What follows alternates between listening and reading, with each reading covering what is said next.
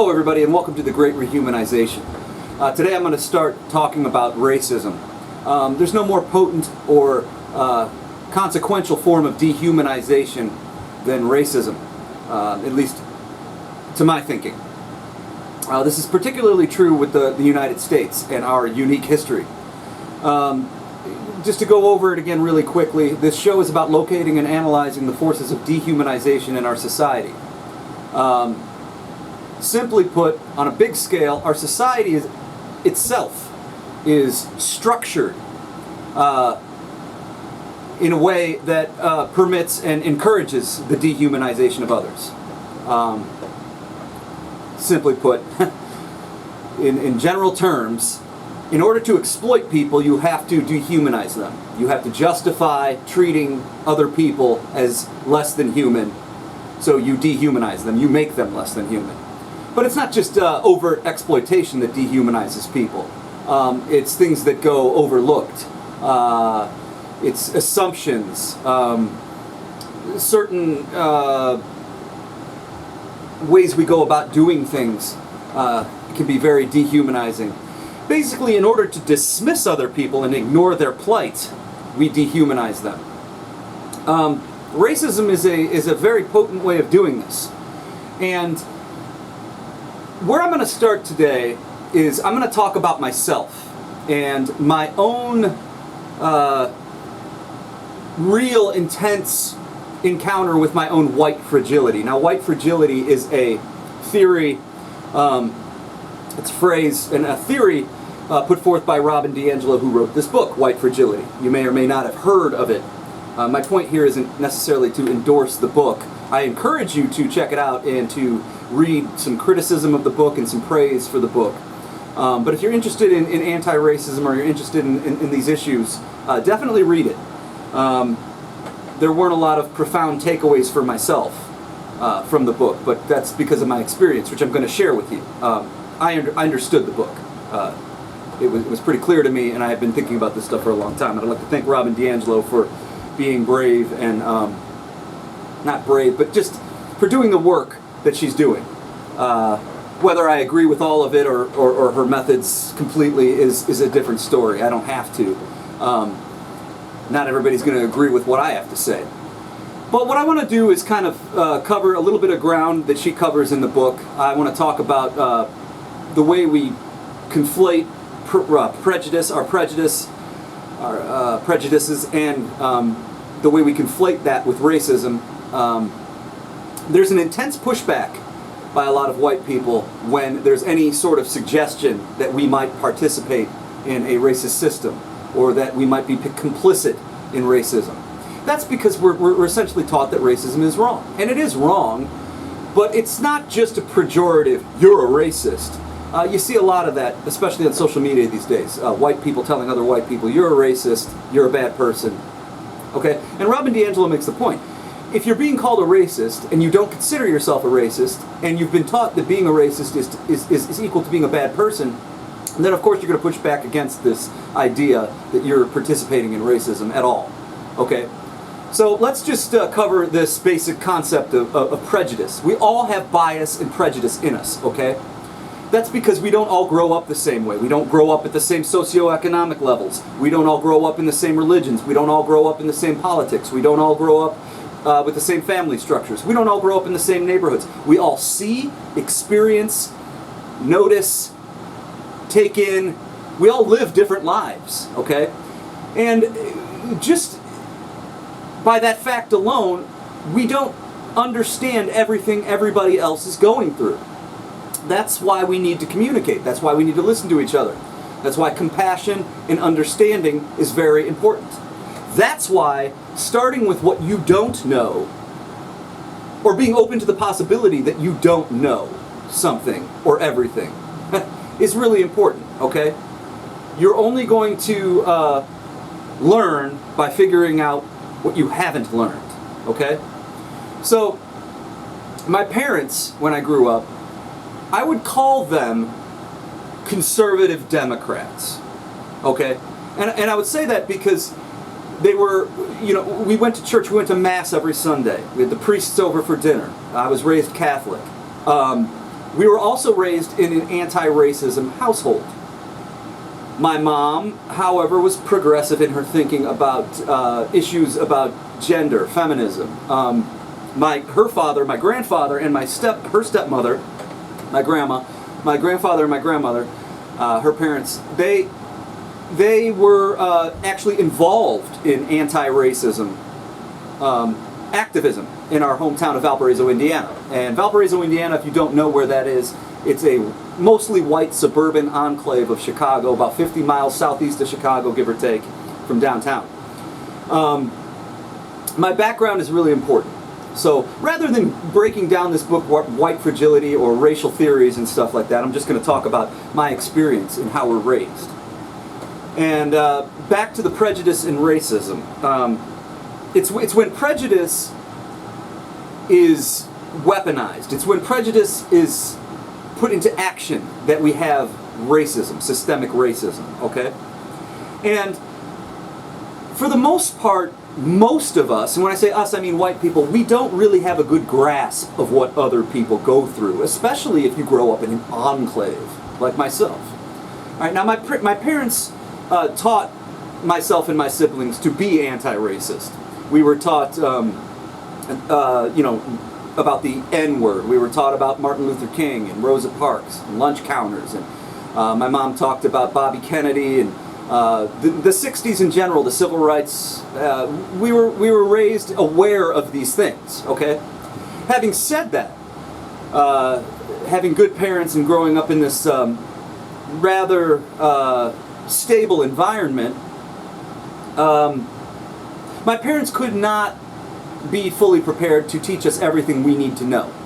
Nobody can, okay? And there came a time in my life where my stable childhood fell apart.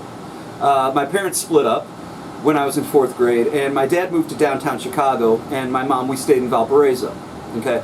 My background is going to be very important going forward, all right? And this is to encourage you to do the inner work, to really become anti-racist. You got to reach inside and figure out where it is, the things that you might be missing, okay, within yourself. Because I'm going to preface everything I'm about to tell you by saying that to be a racist, to be a bigot explicitly, to participate in racism knowingly, I am almost certain you have to have something broken within you. You have to have quite a bit of ignorance and misunderstanding.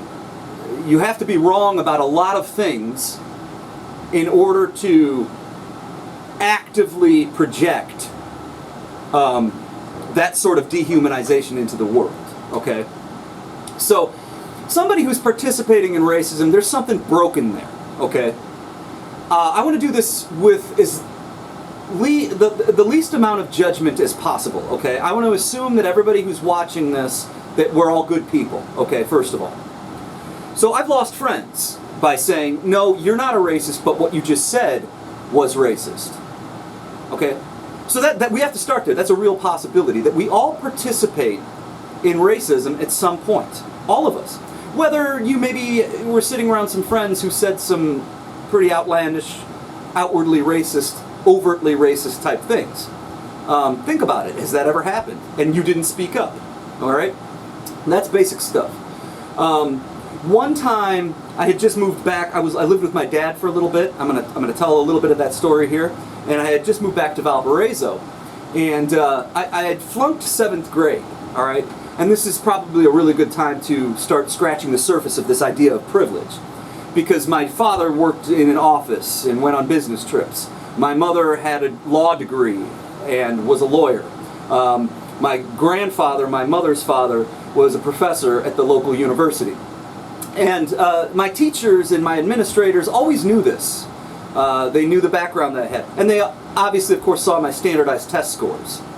So, in regards to privilege, I started really rebelling against everything when my parents split up. And that's very typical. A lot of what I'm going to tell you is typical, and there's typical psychology and things you can deduce just through basic it's pretty basic, you know, teen angst, adolescent rebellion. I was going through all of that. But then I also, later in life I was diagnosed as bipolar. So a lot of this was kind of manifesting around this age, as it does for a lot of people who struggle with a mental illness or struggle with depression or mania. It starts around this in the teenage adolescence. I started to go through that. That's important to know. But I did things like, when I got to 7th grade, for example, 1992, I'd write my name on my tests and just turn them right back in. I wouldn't fill them out. I'd go back and sleep at my desk. Now, every discipline measure was taken against me. I was even paddled. But my parents had grounded me, taken things away from me. Corporal punishment. Basically everything was tried. If they had more money, I would have been sent to military school, no doubt about it. All right, if that was doable at the time. But I had an arrogance. About me, and I really felt that I'm not going to get flunked or kicked out of school. And that was reinforced by things that I would hear adults say about me. Oh, he's just a rebel without a cause. He's too smart for his own good. He's bored. He'll start doing better when he gets into high school and the subjects get more interesting. He's definitely going to go to college. He can be a doctor or a lawyer or a professional or whatever. These are social expectations for people of my socioeconomic background. Now, I had friends who were doomed by the time they were in 2nd grade. Teachers, administrators had already written them off. This is a kid who's never going to college. This is a kid who better get good at using his hands because he's not doing anything else. You see, it's very tragic. I have a lot of friends, just to digress a little bit, who died of drug overdoses at a young age, and had completely given up on themselves by the time we got to middle school. They felt like they were worthless. They had nothing to contribute to humanity, essentially. They were dehumanized at the age of 12. Now, I wasn't there yet, but I was really angry at my parents, angry at the world, angry at school, and I didn't do anything, and I thought I was going to get away with it. They're not going to flunk me. So 1992, I'm just doing nothing, and it's basically decided, Martin, you got to go live with your dad, so you're going to move downtown. My dad and I looked at a school downtown Chicago. At the time, he lived in Printers Row, which was where the old printer shops are. So this is the South Loop, and things were really becoming gentrified at the time. My dad lived right across from the old Dearborn station, and then behind that it was a park, and then around the park were gentrified housing developments, big, really expensive townhomes, upscale sort of stuff, high income. In that neighborhood there was a little school that my dad and I looked at. When we went and looked at the school, I remember seeing metal detectors in a school door for the first time. Now I think we have those. Those are pretty much all over with all those school shootings and stuff. Affluent communities have metal detectors in their schools too. That's not unusual these days, but then it was. It was very much an inner city thing. So I noticed that first of all. Then I noticed the sterile hallways. There was not much hanging in the hallways, not a lot of artwork, no trophy cases and such. It was a very sterile hospital-like feel in this school. And it was assumed that this was one of the better Chicago public schools because it was in this little, gentrified neighborhood, right? Well, the principal showed us around, took us to the computer room. Wasn't up to par compared to what I was used to in Valparaiso. I can't believe I said up to par. I don't golf. I don't know anything about golf. Anyway, he was really proud of the computer room, and I could see some the privilege there. This is not up to standards, Valparaiso community school standards, really. But he was showing it as if this was something. I wouldn't say he was bragging about it, but he was proud of it, and I felt a little sorry for him. And then we went into, not for him, but I mean, for the situation. Then we went and we looked at the gym. He showed us the gym, and this is where, something that you can really kind of unpack and look into a little bit here. A really telling little incident. There's some kids crossing through the cafeteria, and I don't notice any white kids. And just as I make this connection, the principal says to my dad, almost like it's a disclaimer. In fact, that's really what it was. He said, well, the school is over 80% minority. And I remember the way he said it to my dad. And it was almost like, well, if you're going to think about going to school here, you might want to know that there aren't going to be very many white kids. All right, so that's an important little highlight there. Take what you want from it. After we looked at the school, my dad and I were walking back to his apartment, and I remember my dad saying, you know, diversity is a good thing. I'm a believer in that you should be exposed to different cultures and different types of people. That might be a good thing. Now, I don't know the exact reason why I didn't end up moving in with my dad that fall of 1992 when we looked at that school in October of 1992. But I do know that my dad was open to the idea, and that he even said out loud, hey, you know, did you hear what that principal said? And I'm sure you noticed there weren't many white kids. That might be a good thing. I want you to think about that. You know, be brave. That might be a good life experience. So that just gives you an idea of my dad, you know, progressive thinking, or at least trying to. Not that he didn't have blind spots, not that my mom didn't have blind spots. And that's the whole point here. We have to talk about how race is taught to us, okay? Particularly the white liberal, northern, suburban attitude, view of race, all right? Because really the way I was raised, and the way a lot of white kids like myself from my socioeconomic background with educated parents, we're taught that racism is bad and evil. But we are almost given this idea that it happened in the South, it's something that's in the past, it might be something that still happens in the South, you know, black and white drinking fountains, black and white people sitting at, you know, different places on the bus, at the restaurant, segregation, Jim Crow, slavery, the Civil War. But basically, we're given this impression that we are progressed, and then further we get a bigger problem, and we see this a lot in social media. And I've got to unpack it right here real quickly. This is probably material for several episodes that I would like to get other people involved into. Unfortunately, I can't really do this with guests. I gotta, you know, tell my story first, and then we'll open it up somehow. But this is a topic that can be really unpacked. But the whole notion of being colorblind, I see a lot of people sort of appropriating or evoking Martin Luther King, who was assassinated for his work. You know, we know that the basic story, but think about how strange it is when an anti-racist is saying something, and then as pushback, another white person evokes Martin Luther King telling us to be colorblind. Martin Luther King never said that, my friends. You're misunderstanding that if that's what you're using. I'm going to digress a lot, so just be patient with me. Because honestly, this is the 5th time I'm sitting down in front of the camera and recording here into my program for this podcast. This is about the 5th time I've attempted to do this. I don't want to miss anything, and I want to be as honest as I can be, and as gentle as I can be, really. I want to be understanding, and I don't want to judge. But let me go back to when George Floyd was killed, okay?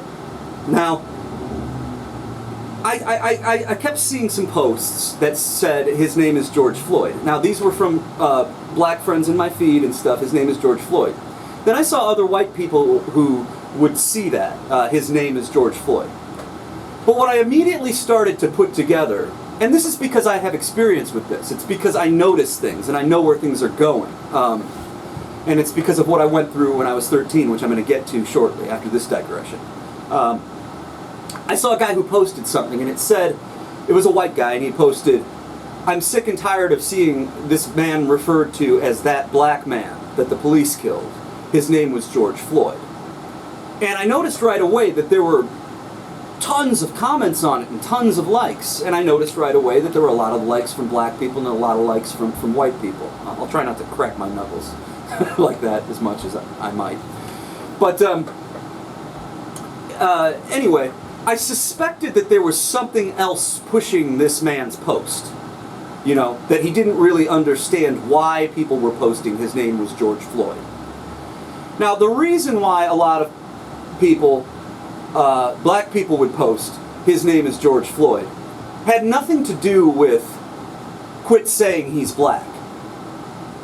It had everything to do with personalizing this man, humanizing him.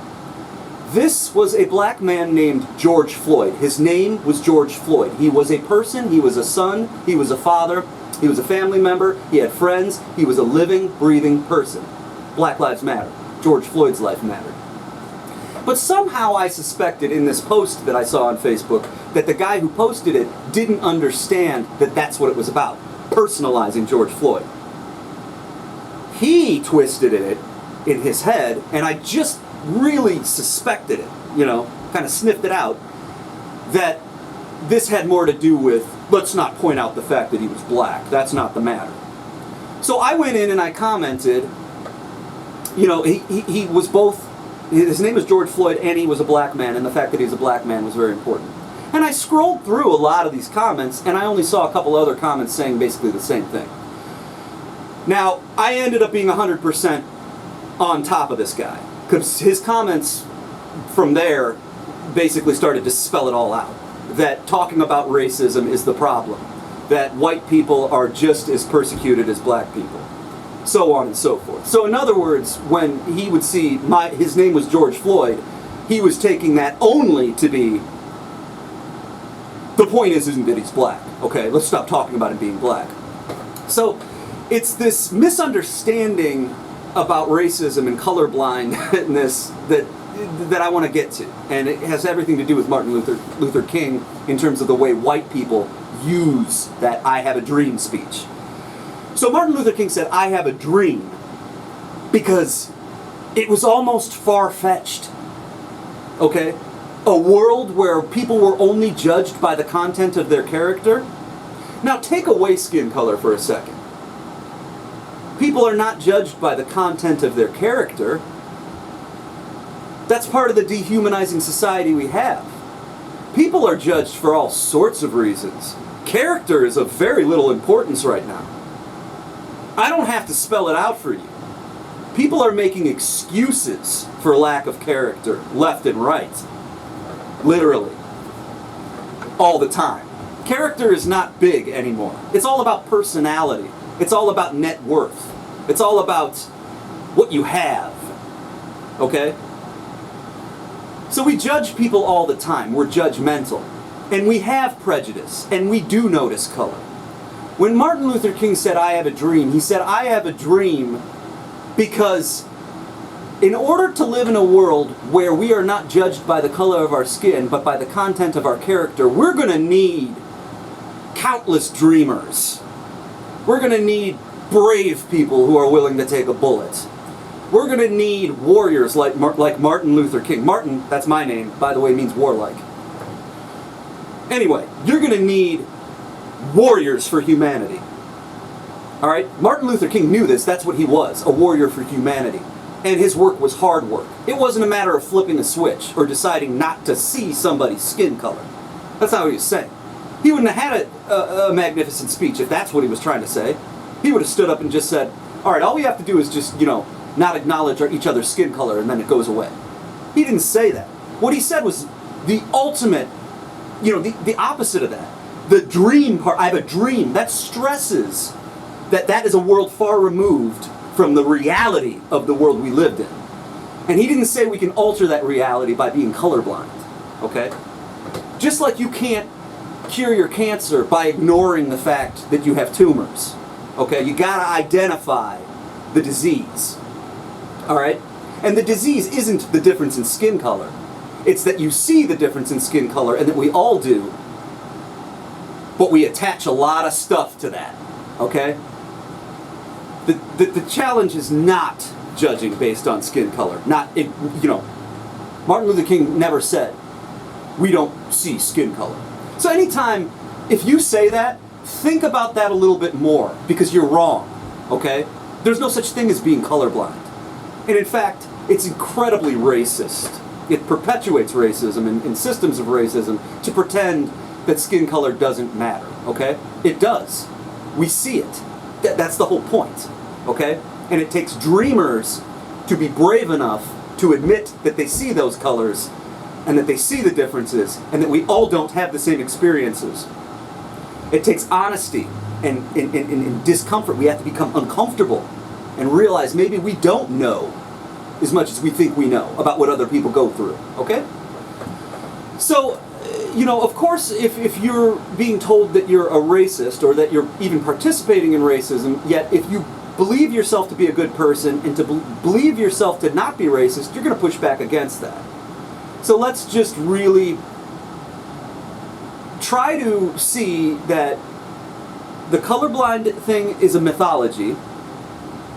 Martin Luther King dreamed of a society where we judged each other by the content of our character. We live in a society where character almost doesn't even matter. You can lie as much as possible. And somebody will make excuses for it. I mean, dehumanizing people is the way a lot of people get to the top. Okay? It's rewarded. Dehumanization is incentivized. Alright? So, when I talk about one issue, extrapolate it. Apply it to other issues. Okay? So, such as my privilege. Just my socioeconomic privilege compared to my other white friends. Extrapolate that into racial realities in a world where privilege, are you going to deny that this country started with slavery? Are you going to deny that there was Jim Crow? Are you going to deny that there was racism at any point in our history? Most of you wouldn't. But still some of you who wouldn't deny that might deny that there's no systemic racism now. Let me get back to where I started, and we'll talk about when I was first really distressed with racial realities, okay? Because I thought I had it all figured out. I'm 12 years old. No, I'm not a racist. I was anti-racist. I would actually, I never would sit there and listen to friends say the N-word or things like that without speaking up. So I was taught well as my parents could teach me, right? Well, I went and looked at the school with my dad. I didn't end up moving with him in the fall of 1992. But I did move in with him that following summer, the summer of 1993. And my dad and my stepmom told my sister and I, because my sister Katie came and moved in with us too. She was having her own problems. And my dad and my stepmom said, well, there just happens to be one of the best school systems in the state, 20 miles south of here. We found a cool place to live, and we're going to make this sacrifice. We don't want to leave our neighborhood that we love here in the South Loop. But if we can, stay really close and you guys can go to one of the best school systems in the state, of course we're going to do it. So we moved there, and I started my second 7th grade year because they did flunk me. Of course they would. I got straight F's. We move, and I go to a new school, and I'm really optimistic about my new life starting over. Okay, I had gone through multiple depressions. I was really depressed and just not doing well, and I was looking for a new start. That was the whole point to everything. And I had been really optimistic, and I had a lot of worries and concerns, but for the most part, I'm going to make friends. Everything's going to be good. I'll graduate from this school system. I'll live with my dad until I go off to college or whatever I do. Well, first day of school, my first friend is a black kid, okay? A young man, and I actually kind of talked to his friends a little bit too. But they approached me, and we started talking about music. And I think I just looked different from all the other white kids around us, all right? And I think that's why they kind of approached me. They were like, they were really curious. So they asked me what my shirt was all about. And I was wearing a Beatles Sgt. Pepper's shirt. And that started a conversation. And me and this young man, his name was Ray, we became friends, okay? Now, I had told myself I'm going to make friends. Back home in Valparaiso, I was used to what I was used to. I thought, things weren't going to change that much just 50 miles away. But at this new school, all of the white kids really looked the same, and I couldn't figure them out. They all dressed the same, and they all had the same haircuts, like these new kids on the block haircuts, which were sort of passé for what I thought, was in. And what was in was pretty much all over the place back in Valpo. You could look at a kid and tell if he was a skateboarder, or if he played soccer, or if she, was into this or that. You just knew what kids were into by who they hung out with and what they looked like. Not everybody looked the same. You had kids who wore tie-dyed shirts. You had kids with long hair. You had kids with, the flat top haircut. You had jocks. You had all sorts of kids. And I was friends with all sorts of kids. Kids who played video games. But you could figure that out. And it made it easy for me because, again, I appreciated sports. I couldn't play sports, but I loved talking to kids who did. And I liked a lot of jocks. I liked a lot of video game kids. I myself was kind of in this long hair phase, coming out of a heavy metal phase and kind of going into a hippie phase. That's where I was. All right. I'm going to talk a little bit about those phases in a second here. So anyway, I look a little bit different from all the other white kids, and I want to say it turned into an obsession almost. Like I was in the sense that as I'm trying to make friends, I didn't appreciate the friend that I had made in Ray. Okay, and I couldn't help it. But I was looking for something familiar, all right? Now, Ray and I, we'd walk down the hallways together. We had our first period class together. Now, our first period class was kind of like what you'd call the specials these days, or allied arts. Those 9-week non-academic classes like wood shop, art, music, home ec, where you'd switch like every 9 weeks or every semester or every so many weeks and you'd go to a different... Anyway, you get the picture. I had those classes first period with Ray, and that first 9 weeks we had music class together, which was fantastic, because back home in Valparaiso, nearly everything I'm going to say to you is an illustration of racial realities, okay? Even music class. Back home in Valparaiso, we talked about Elvis invented rock and roll, and then there was Bach, Beethoven, and Mozart. We may have talked about Scott Joplin for 2 seconds, but music class was pretty literally reading dumb songs, or singing really dumb songs out of books, and covering, quarter notes and whole notes, just stuff like that. This class was incredible. They passed out guitars at one point. They had guitars for every student to learn a few chords. We covered classical music in pretty great depth, but we covered American music, and that was my first real encounter with bluegrass, hillbilly music, blues, ragtime, jazz, everything from Scott Joplin to Miles Davis to Chuck Berry to Willie Dixon to Buddy Guy, Muddy Waters. We talked about all of that stuff, okay? And there was no Elvis invented rock and roll lecture in that class, really. So there's a lot to unpack right there, and I'm going to talk about that. I'm a musician, so I look back at this class as very formative, But Ray was in that class with me, so we sat right next to each other. And again, we used to walk down the hallways together. And after advisory class, if I went out of the door before Ray, he would always be, "Hey, Martin, wait up, walk the class together." Anyway, I'm telling you all that because it's very important. So the first day of school, imagine being a new kid at a new school, and many of you probably were at one point. The cafeteria, the lunchroom experience is... something you were probably pretty nervous about, because I was.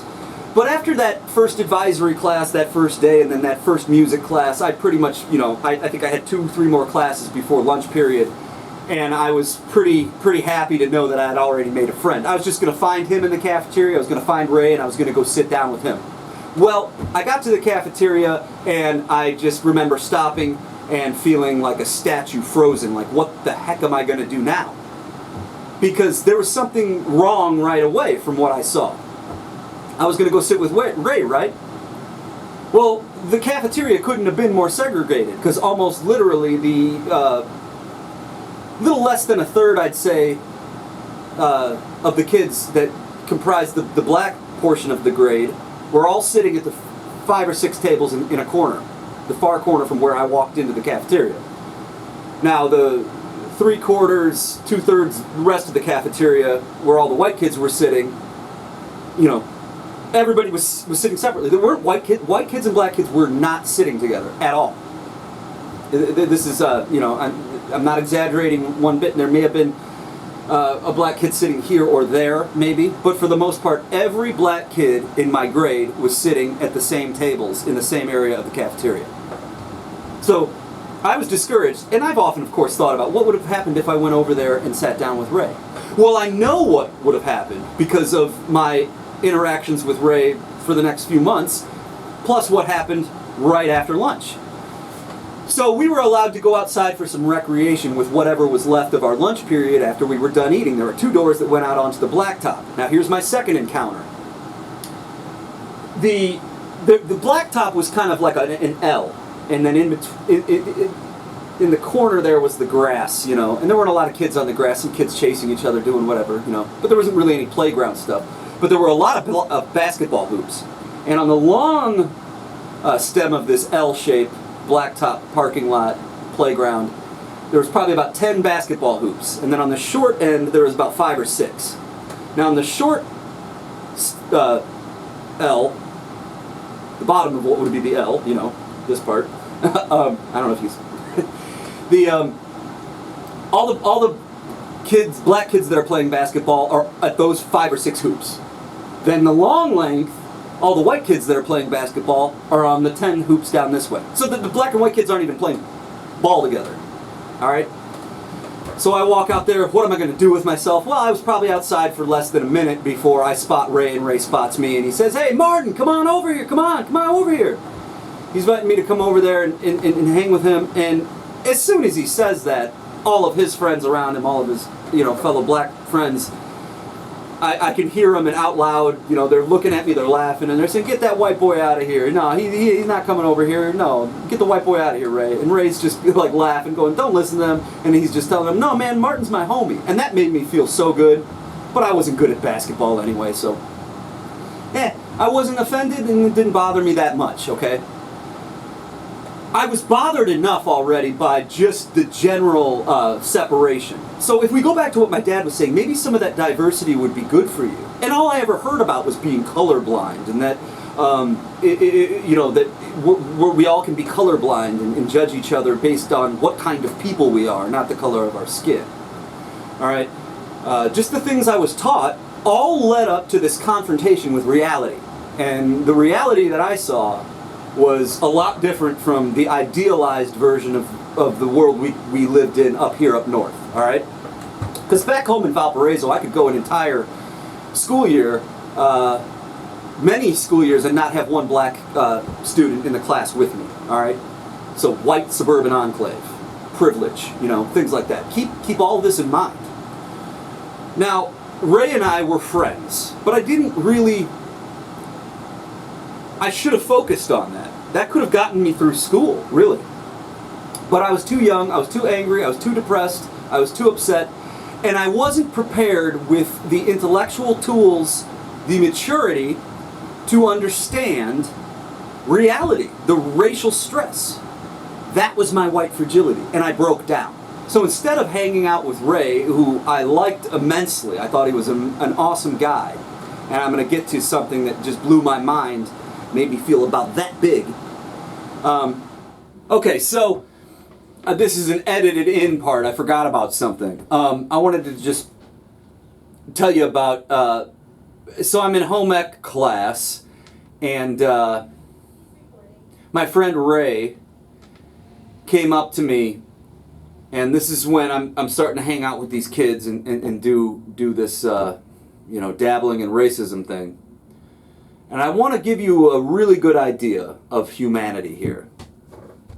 My friend Ray, who had gotten to know me, walks up to me and he puts his hand on my shoulder in home ec class. And he looks at me in the eyes and he says, "Martin, you a Nazi now?" And then he smiled real big and laughed and said, "No, you're not a Nazi, are you?" And he walked off. I hadn't talked to him much in the week or two before this, right?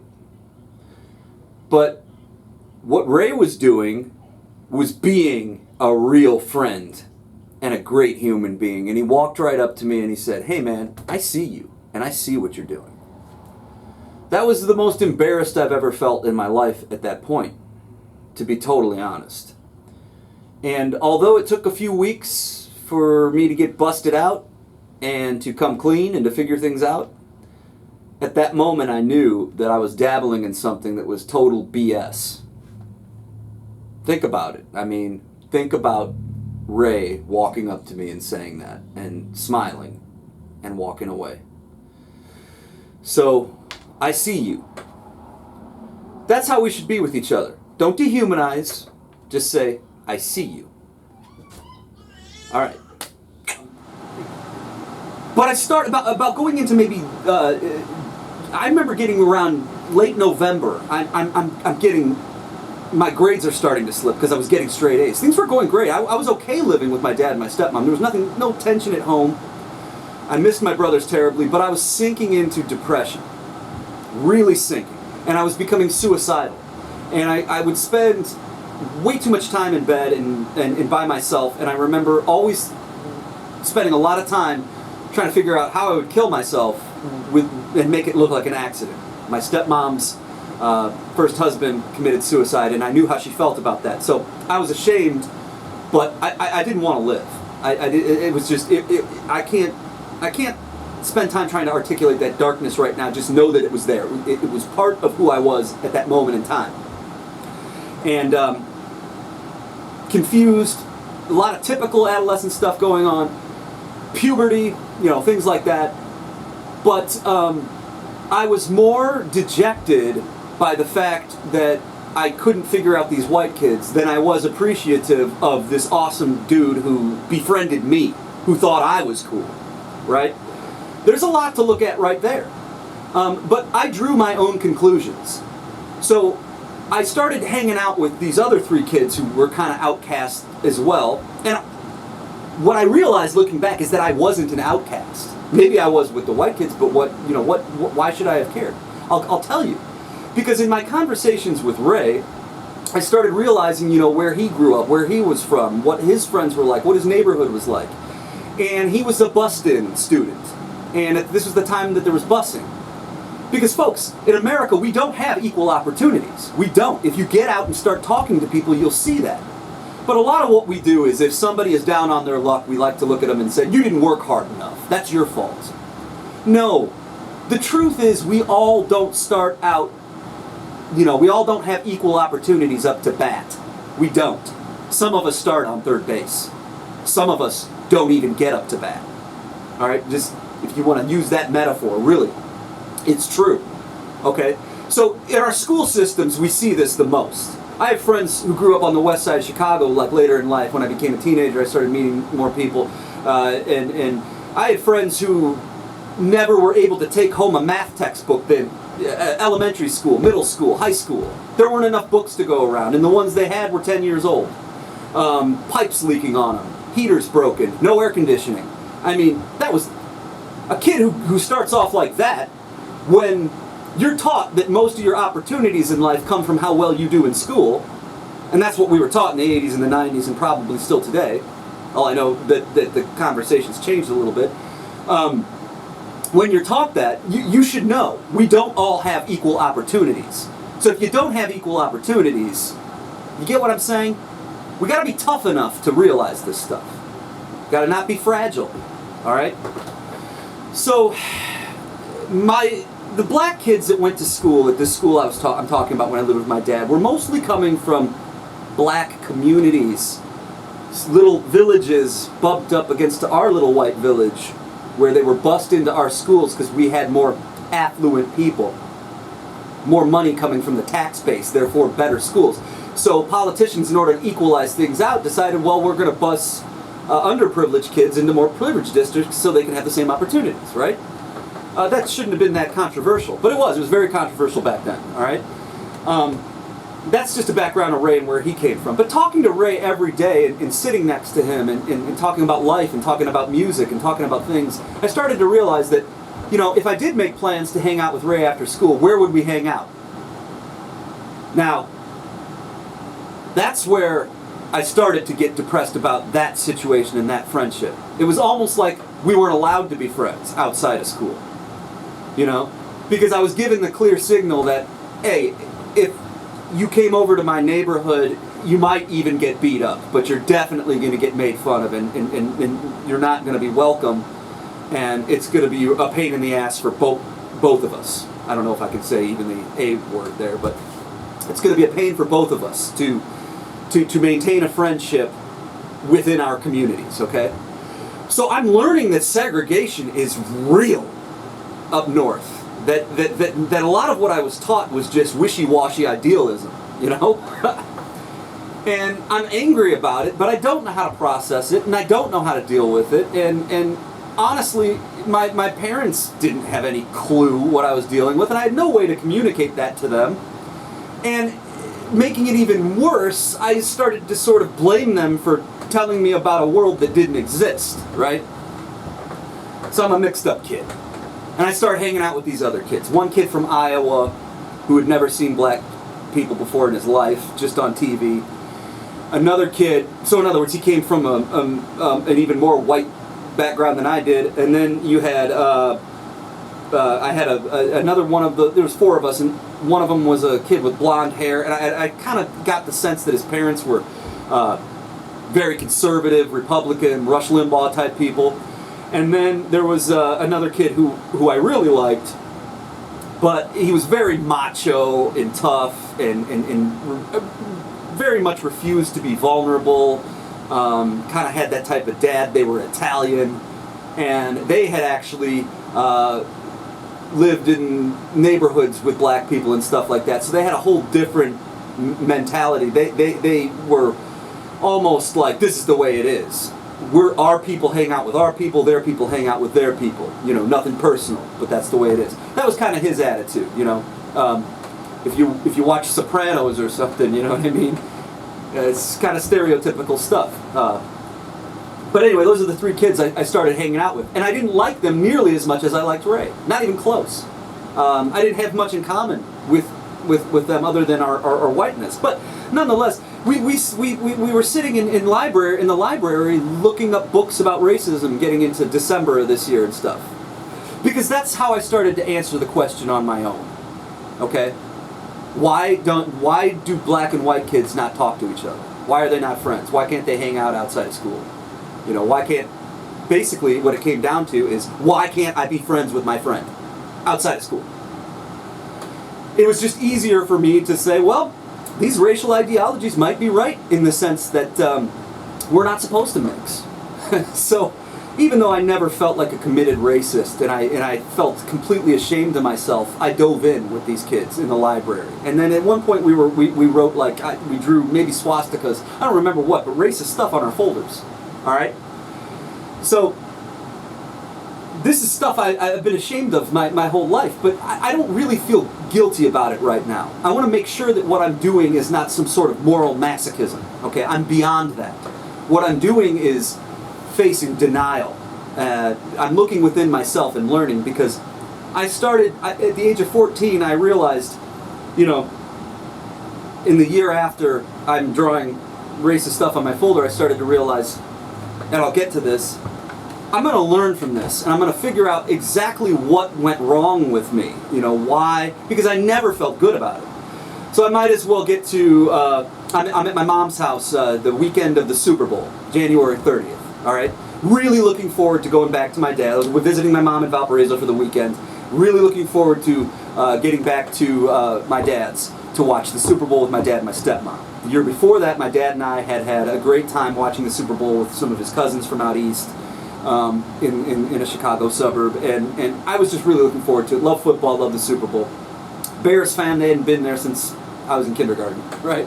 But this is the fourth year the Buffalo Bills are in the Super Bowl, and I had a good friend back in Valpo who loved the Bills, only Bills fan I ever knew, but loved the Bills, and this is their fourth Super Bowl. Second year in a row they're playing the Cowboys. I really want the Bills to win this Super Bowl. So I'm particularly excited about this Super Bowl. Come on, Bills, 4 years in a row. Jim Kelly, Thurman Thomas, Andre Reed, Bruce Smith. Come on, guys. Marv Levy, the coach. You know, I wanted him to win. Looking forward to it. But I get in the car when they come to pick me up, and I knew something was wrong right away. Long story short, my stepmom was doing what parents do, and moms do, going into my room, probably grabbing my laundry basket, doing whatever, but she came across the folder. She saw this folder with this stuff written on it, and she was appalled. You know what I mean? This is grotesque. Like, what happened to this kid when we weren't looking? And that's essentially what they were saying to me in the car. I just remember my dad being very quiet and emotionally upset, like sad, mostly sad. My stepmom was mostly angry. My dad was mostly sad. My dad just kept saying, what did I do to fail you? My stepmom kept saying, this isn't you. This isn't you. I mean, she called me stupid. Everything she said was completely warranted and I needed to hear, but she was mad. Just mad. And also, you know, she had to be angry on behalf of my dad, too. You know, she was mad that I would disrespect my father this way. And, all the emotions that were going on in that car were just heavy for me. I got home, I was punished, there was nothing in my room, no computer, my Sega Genesis was gone, my stereo was gone, my TV was gone. I was in deep. Then they had me go talk to the principal of the school. And when I talked to the principal, again, I started to see this denial. We don't have racism in our school. What are you talking about, segregation? Because I was telling him, I basically told the principals and the dean of students, I had to talk to all of them, hey, this isn't me. I was going about the wrong way. Anger. I was 13. I couldn't really explain myself at all. But I was saying, listen, I'm really, really upset that, of the reality that I'm seeing here. And then what the principals tried to do was tell me this, we don't know what you're seeing here. This isn't a problem. There's no race issue here. So I had a problem with that. And now, of course, at my age and having processed a lot of this, I can see the problems there, all right? And I hope you can too, all right? So, to make a long story, because there's a lot I'm missing a lot of details here. For example, like I came home at one point I didn't come home to Valparaiso, to my mom's house very often, maybe 3 times in that semester that I lived here. But at one point I came and my little cousin had a paper she had written about Martin Luther King, and I ripped it up or something out of anger. I read it. But what I was reading there was more of the colorblind stuff, that, our skin color doesn't matter, and Martin Luther King taught us that. Now, it was obviously wrong for me to be a little racist and do everything I did and the actions I took and, treating my cousin this way, ripping up her Martin Luther King thing. But the fact of the matter is, I was reacting to a reality being presented that was false. Okay? Even the representation in school of what Martin Luther King taught was whitewashed. Do you see? It was taught in a way that made white people feel better, which isn't what Martin Luther King was doing at all. I'm gonna have to do some talks about this alone and just really focus on Martin Luther King, because there's a lot of misunderstanding there. But I was sharp, man, and almost had a sixth sense. I just interpreted it wrong. I didn't have the tools to deal with this. And that's ultimately what I'm trying to do here, is to get you to think about your own experiences and look within and do this inner work. I just want to tell you a couple of things that happened. So I ended up moving back in with my mom. I had a psychiatrist that my dad started taking me to, because he really tried to do everything he could for me. And I appreciate it all to this day. And if I talk about that, I might get a little too emotional. But this broke his heart. I had to move back in with my mom, and the psychiatrist recommended it too. It was not a personal thing with my dad. It wasn't my dad's failure as a parent. I missed my brothers, and I was losing myself. And I had to get some sort of grounding back. I had to be around at least a few people who knew who I really was. That was the gist of it all. I needed to patch things up with my mom. I needed to go back to where my problems started and face them. That's why I moved back to Valparaiso. My brothers, my 2 little brothers, and I had to face my problems and get a grip. And I eventually started to do that. But when I first moved back in, I got to tell you this story. And I'm going to talk about the history of my town, Valparaiso. It was a sundown town. Up to the late 60s, black people were not allowed on the streets after sundown. We're going to talk about sundown towns. We're going to talk about the North and everything I've learned since I was 13 and dabbled in this little racist stuff. Okay? I get back to Valparaiso. I'm living in Valparaiso, and I remember just a couple of days after I had moved back in, my mom did something that was almost brilliant. I don't know if she did this consciously, but I really think she did. She was on her cordless phone out in the hallway. I was in the bathroom, and she was talking to a black woman who was dear in my life. So I did have black people in my life in Valparaiso, even though there were very few. The black people that were in Valparaiso happened to be close to my family. I'm going to tell you all that story at another time. But this lady taught me how to ride a bike and helped me learn how to read. Alright, so she taught me how to ride a bike, taught me how to read, and then later on taught me a lot about racism and race relations too. She taught me a lot about life. So this is a friend of my grandmother's, my mom's stepmom. And my mom is on the phone with her, and she's a black lady, and her name's Gladys, and she's a wonderful human being. And my mom is on the phone with her right outside the bathroom door, and I hear my mom going, "Oh yeah, wait Gladys, before you go, I gotta tell you something. Do you know that Martin was a Nazi for a few weeks? Oh yeah, he thought he was a racist. Oh yeah. Yeah, he didn't like black people for a few weeks. Oh, not just black people. I suppose he disliked everybody that wasn't a white Aryan like himself. Oh yeah. Oh yeah. Oh, Martin, yeah. No, yeah, Martin. I don't know, maybe he joined the KKK.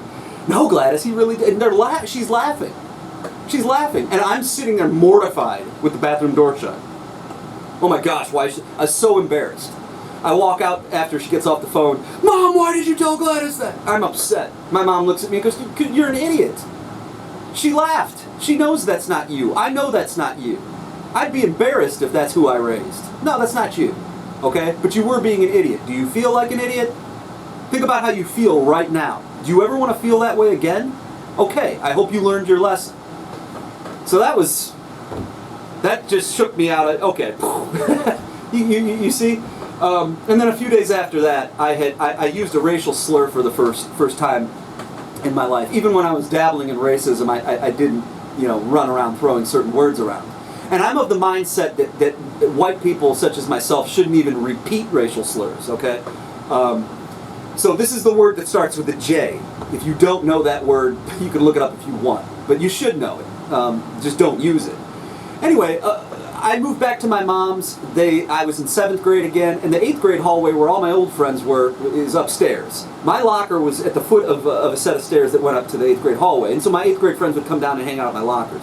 Well, one of my friends came down, and he was doing this dance and saying this funny word, and it was the J word, the racial slur that starts with a J. And I just, the word was funny. I thought he made it up. I thought it was just part of his dance. We were goofy kids, and this friend of mine in particular and I got really goofy.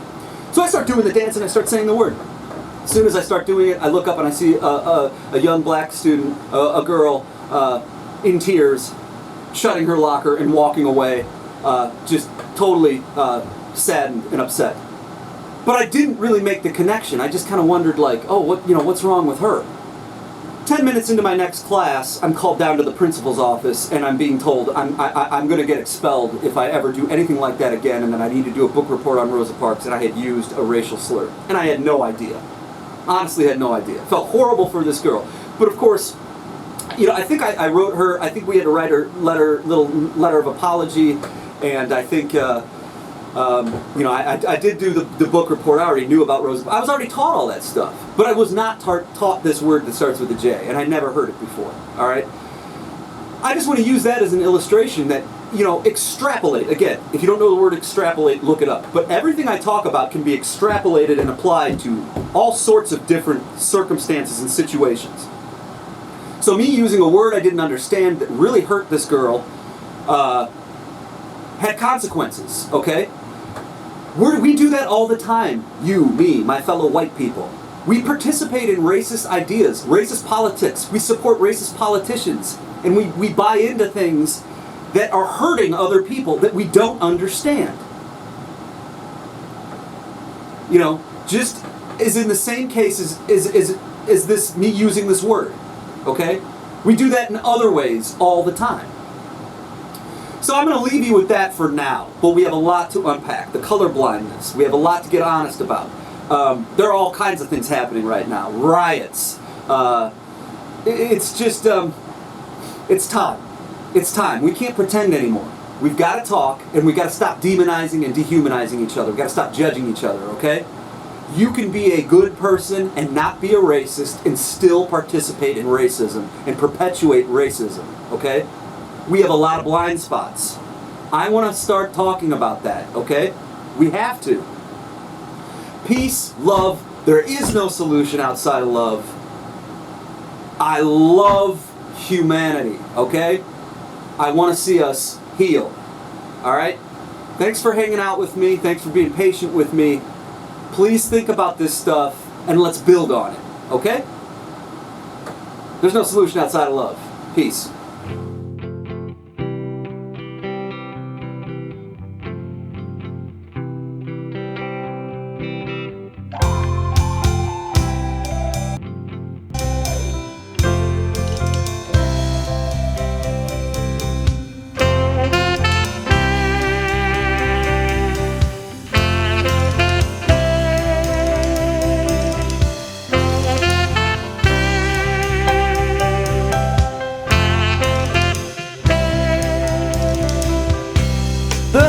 movements of truth go stampeding down our street. Political poachers follow, killing them at our feet. Of all of our problems, one is the worst. We're ready for answers without questioning first. It's truthfully very hard to even stop and think. We're malnourished by half-baked truths. Our health is pushed to the brink. There's just too many motives for there to ever be clarity. They're second-class citizens. I despise these disparities. I blur distinctions of us and them. I don't know anyone deserving all the blame. I'm the problem, you're the problem. One conclusion can only remain: there is no solution outside of love. Outside of love, there is no solution outside of love. Outside of love. Because we have an opinion doesn't mean we shoot from the hip. We're so impressed by a quick draw, we don't recognize we might lose our grip. To take arms against the sea of trouble is to taunt and then drown. It's better to take the high ground and just lay our weapons down. No, I don't count on the whims of any reckless man. I won't be forced into the darkness where I'll be taught to hate again. Well, I'm no dreamer, I'm wide awake. It's really exhausting to know what we have at stake. I blur distinctions of us and them. I don't know anyone deserving all the blame. I'm the problem, you're the problem. One conclusion can only remain: there is no solution outside of love. Outside of love, there is no solution outside of love. Outside of love.